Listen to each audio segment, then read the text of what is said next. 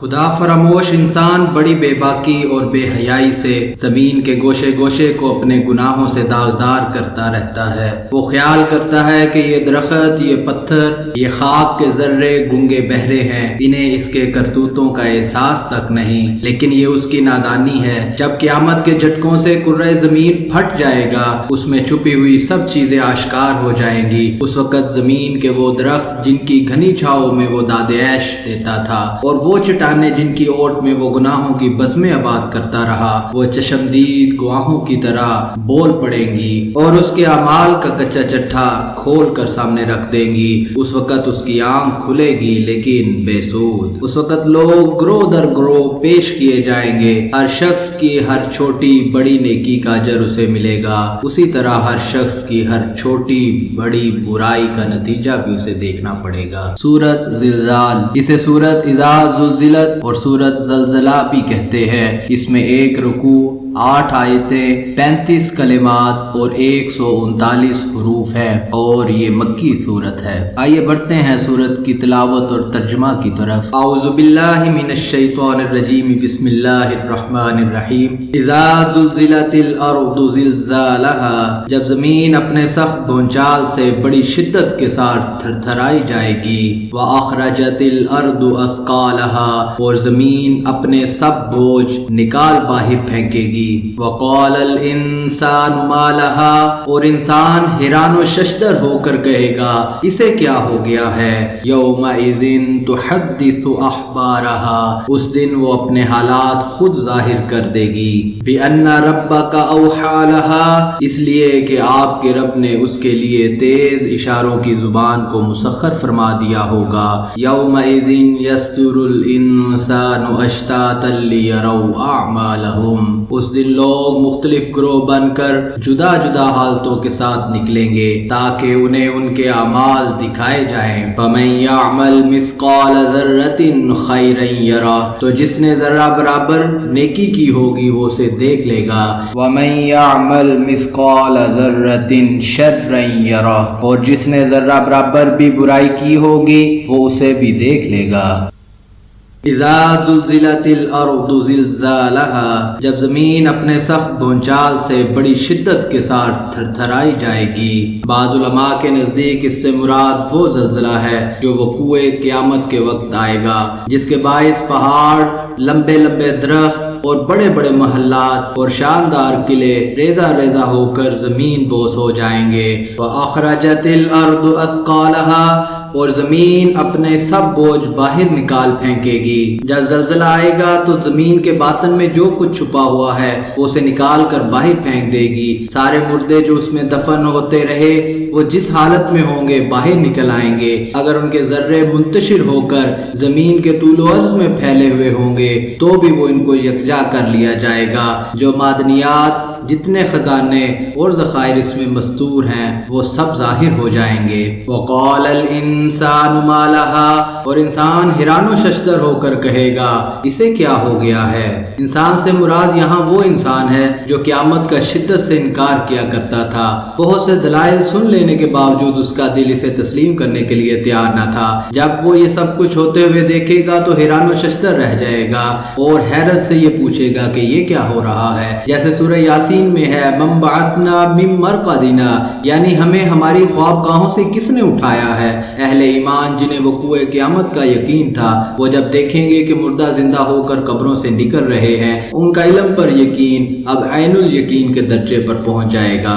وہ کہیں گے ھذا ما وعدنا الرحمن وصدق المرسلون، یہ وہی کچھ روح پذیر ہو رہا ہے جس کا وعدہ خداوند رحمان نے کیا تھا اور رسولوں نے بالکل سچ فرمایا تھا۔ یومئذ تحدث اخبارها، اس دن جب وہ اپنے حالات خود ظاہر کر دے گی۔ اس وقت زمین مکمل داستان کھول کر بیان کر دے گی کہ گزشتہ دنیا میں جو حالات، جو واقعات اس پر روح پذیر ہوئے، جو نیک کام کیے گئے، جن گناہوں کا اس پر ارتکاب خطاب کیا گیا، سب کے سب یہ زمین بیان کر دے گی۔ رسول کریم صلی اللہ علیہ وآلہ وسلم نے یہ آیت تلاوت فرمائی، پھر پوچھا وہ خبریں کیسی ہوں گی؟ صحابہ نے جواب دیا اللہ تعالیٰ اور اس کا رسول بہتر جانتا ہے۔ حضور صلی اللہ علیہ وآلہ وسلم اپنے صحابہ اکرام کو یہ ہدایت فرمایا کرتے تھے کہ زمین سے اپنی حفاظت کیا کرو، جو کام بھی اس پر کوئی شخص کرے گا یہ اس کی اطلاع دے دے گی۔ حضرت علی رضی اللہ تعالی عنہ کا یہ طریقہ تھا کہ آپ بیت المال کا سب روپیہ حقداروں میں تقسیم کر دیتے،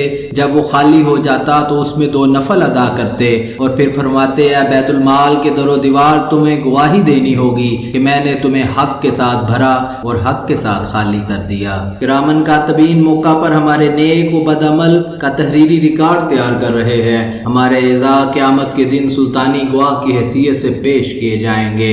الیوم نختم علی افواہہم وتکلمنا ایدیہم وتشہد ارجلہم بما کانوا یکسبون۔ سورہ یاسین میں اللہ تعالیٰ نے فرما دیا کہ آج ہم ان کے لبوں پر مہر لگا دیں گے، ان کے ہاتھ ہمارے ساتھ گفتگو کریں گے اور ان کے پاؤں ان پر گواہی دیں گے۔ اگر پھر بھی کسی نے اپنی غلطی کو تسلیم کرنے سے انکار کر دیا تو اس کے سامنے اس کے ٹیپ ریکارڈ اس کی زندگی کی فلم پیش کر دی جائے گی۔ بِأَنَّ رَبَّكَ أَوْحَىٰ لَهَا، اس لیے کہ آپ کے رب نے اس کے لیے تیز اشاروں کی زبان کو مسخر فرما دیا ہوگا۔ زمین کے شکم سے مردوں کا زندہ ہو کر نکلنا یا زمین کا اپنی سرگزشت کو من و عن بیان کرنا از خود نہ ہوگا، بلکہ اسے اللہ تعالیٰ ایسا کرنے کا حکم دے گا۔ یومئذ یصدر الانسان اشتاتا لیروا اعمالہم، اس دن لوگ مختلف گروہ بن کر جدا جدا حالتوں کے ساتھ نکلیں گے تاکہ انہیں ان کے اعمال دکھائے جائیں۔ 2 لفظ ہیں وارد اور صادر۔ وارد کہتے ہیں نیا آنے والا اور صادر کہتے ہیں لوٹ کر آنے والا۔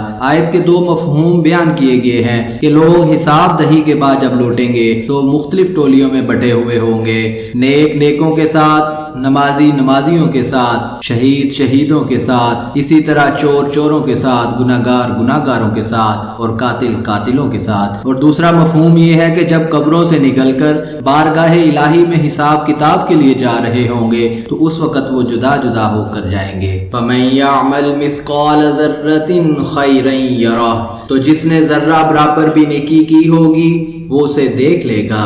وَمَن يَعْمَلْ مِثْقَالَ ذَرَّةٍ شَرًّا يَرَهُ، اور جس نے ذرہ برابر بھی برائی کی ہوگی وہ اسے بھی دیکھ لے گا۔ قرآن کریم نے متعدد مقامات پر اس حقیقت کو واضح کیا ہے کہ انسان ایک ذمہ دار مخلوق ہے، جو اچھے یا برے کام یہ کرتا ہے اس کے لیے جواب دہ ہے۔ ایک مقام پر فرمایا کیا تم یہ سمجھتے ہو کہ ہم نے تمہیں بے فائدہ پیدا کیا ہے اور تمہیں ہماری طرف لوٹایا نہیں جائے گا؟ اور دوسری جگہ پر فرمایا کہ تمہارے کان، آنکھیں اور تمہارا دل سب سے باز پرس کی جائے گی۔ اسی حقیقت کو یہاں بھی ایک نئے اسلوب میں بیان کیا جا رہا ہے کہ بڑے بڑے اچھے مال یا برے افعال کا تو کیا پوچھنا، اللہ کے ہاں تو یہ اصول طے پا چکا ہے کہ اگر ذرہ کے برابر بھی کوئی نیکی کرے گا تو اسے معمولی سمجھ کر ضائع نہیں کر دیا جائے گا، بلکہ اس کو خوب حفاظت سے رکھا جائے گا اور جس نے وہ نیکی کی تھی اس کو دکھایا جائے گا۔ اسی طرح معمولی سے معمولی گناہ بھی پورے اہتمام کے ساتھ محفوظ رکھا جائے گا اور اسے بدکار کے سامنے پیش کر دیا جائے گا۔ اگر عقل سلیم ہو اور انسان غور اور سنجیدگی سے انہی آیات کو پڑھے تو اس کے لیے ہدایت کے لیے مزید کسی واعظ و نصیحت کی ضرورت نہیں رہتی۔ ایک عرابی بارگاہ رسالت میں حاضر ہوا اور عرض کی مجھ پر کچھ واعظ فرمائیے۔ حضور صلی اللہ علیہ وآلہ وسلم نے یہی صورت پڑھ کر اسے سنا دی۔ سن کر کہنے لگا کہ آپ کے رب کی قسم مجھے اب اس سے زیادہ واعظ کی ضرورت نہیں رہی، اور رخصت لے کر واپس جانے لگا تو حضور صلی اللہ علیہ وآلہ وسلم نے دوبارہ فرمایا یہ شخص کامیاب ہو کر جا رہا ہے۔ بسا اوقات انسان چھوٹی نیکی کو حقیر سمجھ کر اسے نظر انداز کرتا ہے، بسا اوقات انسان صغیرہ گناہوں کی پرواہ نہیں کرتا، انہیں معمولی خیال کر کے ان کا ارتکاب کرتا رہتا ہے۔ دونوں کو تنبیہ کر دی گئی کہ ذرہ کے برابر اگر نیکی کرو گے تو اس کا بھی اجر ملے گا، ذرہ کے برابر اگر برائی کرو گے تو اس کی بھی سزا ملے گی۔ اس لیے نہ نیکی کو حقیر سمجھ کر اس کو ترک کرو اور نہ ہی کسی گناہ کو معمولی سمجھ کر اس کا ارتکاب کرو۔ حضور صلی اللہ علیہ وآلہ وسلم کا خوبصورت ارشاد مبارک ہے۔ رسول کریم صلی اللہ علیہ وآلہ وسلم نے فرمایا جو شخص کسب حلال سے ایک کھجور بھی صدقہ کرتا ہے اللہ تعالیٰ اسے قبول کر کے اپنے دائیں ہاتھ میں لے لیتا ہے، پھر اس کی نشو و نما کرتا ہے یہاں تک کہ وہ پہاڑ کی طرح بڑا ہو جاتا ہے۔ حضور صلی اللہ علیہ وآلہ وسلم نے حضرت ابو ہریرہ رضی اللہ تعالیٰ عنہ کو ارشاد فرمایا کہ کسی نیکی کو حقیر مت سمجھا کرو، اور کچھ نہ ہو سکے تو اپنے بھائی سے خندہ پیشانی سے ملا کرو۔ حضرت انس رضی اللہ تعالیٰ عنہ فرماتے ہیں کہ جب یہ آیت نازل ہوئی تو حضرت ابو بکر صدیق رضی اللہ تعالیٰ عنہ خدمت اقدس میں حاضر تھے اور کچھ کھا رہے تھے۔ یہ بات سن کر کھانا چھوڑ دیا، عرض کیا کیا ہم اپنے تمام نیک اور بد اعمال کو دیکھیں گے؟ حضور صلی اللہ علیہ وآلہ وسلم نے فرمایا، اس دنیا میں جو تمہیں تکلیف پہنچتی ہے یہ تمہاری خطاؤں کا نتیجہ ہے، اور تمہاری نیکیاں محفوظ رکھی جائیں گی اور قیامت کے دن تمہارے حوالے کر دی جائیں گی۔ اللہ تعالی ہمیں صراط مستقیم پر چلنے کی توفیق عطا فرمائے، آمین ثم آمین۔